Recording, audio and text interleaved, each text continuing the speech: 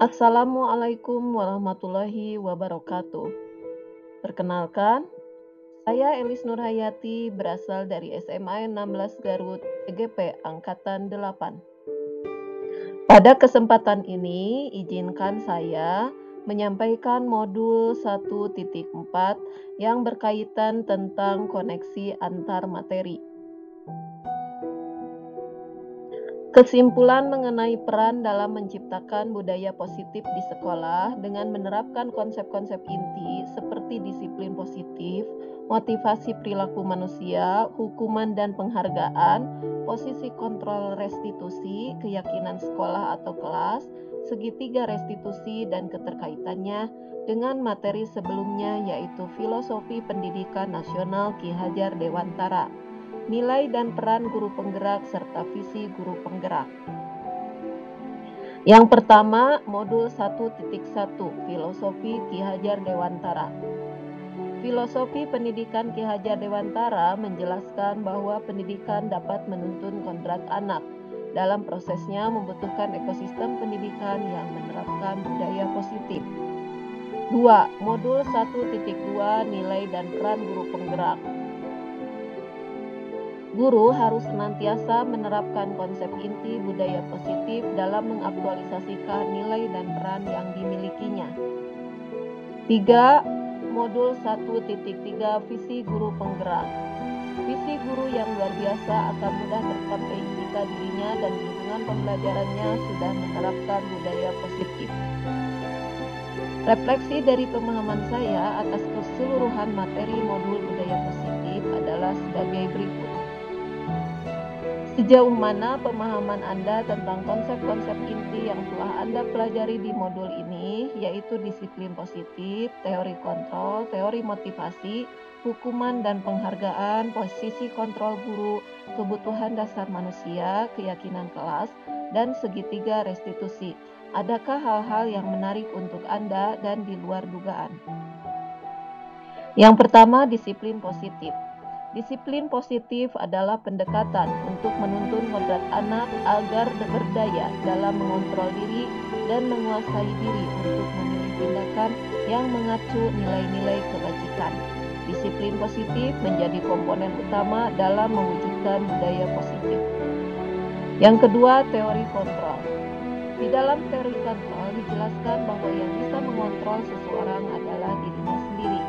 Seseorang akan melakukan sesuatu atau tidak tergantung dari dalam diri orang tersebut, sesuai dengan motivasi pemenuhan dasar yang dimilikinya. Yang ketiga, teori motivasi. Perilaku yang ditunjukkan manusia pasti memiliki motivasi dan tujuan. Motivasi dibagi menjadi dua, yakni motivasi internal dan eksternal. Motivasi internal adalah motivasi yang diinginkan oleh seseorang dalam rangka menghargai diri dengan nilai yang diyakininya. Sementara itu, motivasi eksternal diantaranya adalah keinginan yang dilakukan dalam rangka menghindari ketidaknyamanan atau hukuman atau ingin mendapatkan imbalan atau penghargaan. Hukuman dan penghargaan. Hukuman dan penghargaan adalah salah satu cara mengontrol perilaku murid yang secara tidak langsung menghambat potensinya. Dalam jangka waktu tertentu, baik hukuman dan penghargaan akan sama-sama memberikan dampak yang sama, yakni ketergantungan bukan kemerdekaan, dan tentunya mematikan motivasi internal seseorang. Posisi kontrol. Yang pertama sebagai penghukum, yang kedua sebagai pembuat merasa bersalah, yang ketiga sebagai teman, yang keempat sebagai pemantau, dan yang kelima sebagai manajer. Kebutuhan dasar manusia. Yang pertama bertahan hidup, yang kedua kasih sayang dan rasa memiliki, yang ketiga kebebasan, yang keempat kesenangan, dan yang kelima penguasaan. Keyakinan kelas. Keyakinan kelas adalah nilai-nilai kebajikan yang berlaku secara universal yang dapat menumbuhkan motivasi internal. Segitiga restitusi. Restitusi adalah proses menciptakan kondisi bagi murid untuk memperbaiki kesalahan mereka, sehingga mereka bisa kembali pada kelompok mereka dengan karakter yang lebih kuat. Restitusi juga merupakan proses kolaboratif yang mengajarkan murid untuk mencari solusi untuk masalah mereka. dan membantu murid berpikir tentang orang seperti apa yang mereka ingin menjadi tujuan mulia dan bagaimana mereka harus memperlakukan orang lain. Segitiga restitusi adalah alur untuk menegakkan keyakinan bersama di dalam kelas atau sekolah. Segitiga restitusi, yang pertama adalah menstabilkan identitas, yang kedua memvalidasi tindakan, dan yang ketiga menyampaikan keyakinan. Memahami semua ini sangat berguna untuk menumbuhkan kepercayaan diri terhadap guru dalam menjalankan tugas dan fungsinya. Hal tidak terduga, pembelajaran tentang budaya positif, saya tidak menduganya bisa membuat buku panduan yang bisa digunakan oleh guru lebih simpel dalam merumuskan kesepakatan kelas. Semoga buku panduan ini bisa bermanfaat. Buku panduan dapat dilihat melalui link berikut. Perubahan apa yang terjadi pada cara berpikir Anda dalam menciptakan budaya positif di kelas maupun sekolah Anda setelah mempelajari modul ini? Cara berpikir yang pertama, dulu saya menganggap bahwa dengan ancaman dan hukuman dalam menerapkan budaya positif, maka akan tercipta disiplin positif para murid.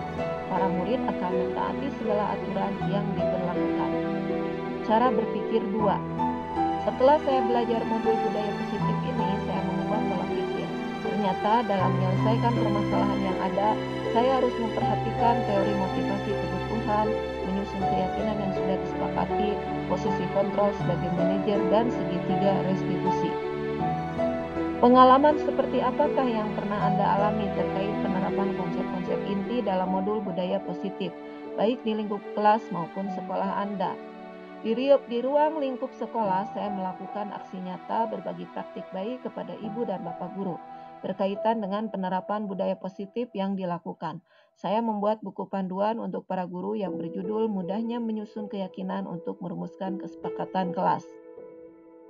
Perasaan yang dialami pada saat berbagi praktik baik, saya merasakan berbagai perasaan dalam diri saya, diantaranya deg-degan, takut, was-was, optimis, dan bersemangat.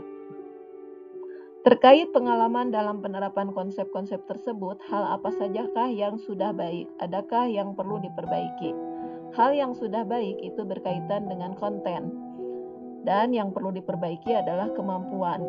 Berkaitan dengan konten, dari segi konten, materi budaya positif sudah sungguh luar biasa. Saya sangat menyukainya.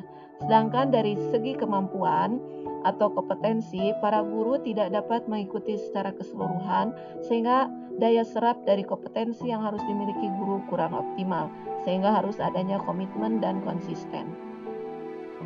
Sebelum mempelajari modul ini, ketika berinteraksi dengan murid berdasarkan 5 posisi kontrol, posisi manakah yang paling sering Anda pakai dan bagaimana perasaan Anda saat itu?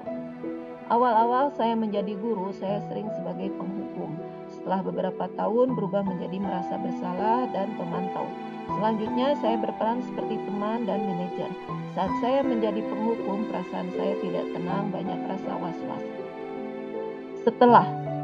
Setelah mempelajari modul ini, posisi apa yang Anda pakai dan bagaimana perasaan Anda sekarang? Apa perbedaannya? Ingin lebih melatih diri menjadi manajer agar hidup lebih tenang dan percaya diri. Tentu saja antara sebelum menerapkan dengan setelah menerapkan ini jauh berbeda.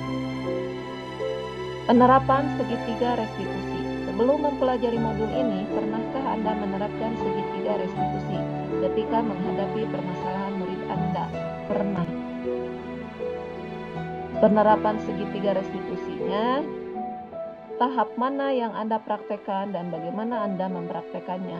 Tahap menstabilkan identitas. Misalnya, ibu sangat memaklumi saat ini usia kamu sedang mengalami puber. Kamu melakukan itu karena memang ada hormon yang sedang tumbuh dalam diri kamu. Tapi ibu harapkan kamu mampu untuk mengendalikan dan mengelolanya dengan baik. Memvalidasi tindakan bersalah. Kamu menyadari apa sudah kamu lakukan akan berakibat fatal untuk diri kamu sendiri dan orang lain. Menyampaikan keyakinan. Hawa nafsu itu datang dari setan. Kamu meyakini hal itu? Jika kamu tidak dapat mengendalikan hawa nafsu, berarti kamu sedang terperangkap rayuannya dan akhirnya kamu nanti celaka. Selain konsep-konsep yang disampaikan dalam modul ini, adakah hal-hal lain yang menurut Anda penting untuk dipelajari dalam proses menciptakan budaya positif baik di lingkungan kelas maupun sekolah. Ada, yaitu komitmen bersama dan konsisten, serta monitor dan evaluasi. Demikian yang bisa saya sampaikan. Mohon maaf atas segala kekurangannya. Terima kasih, semoga bermanfaat. Wassalamualaikum warahmatullahi wabarakatuh.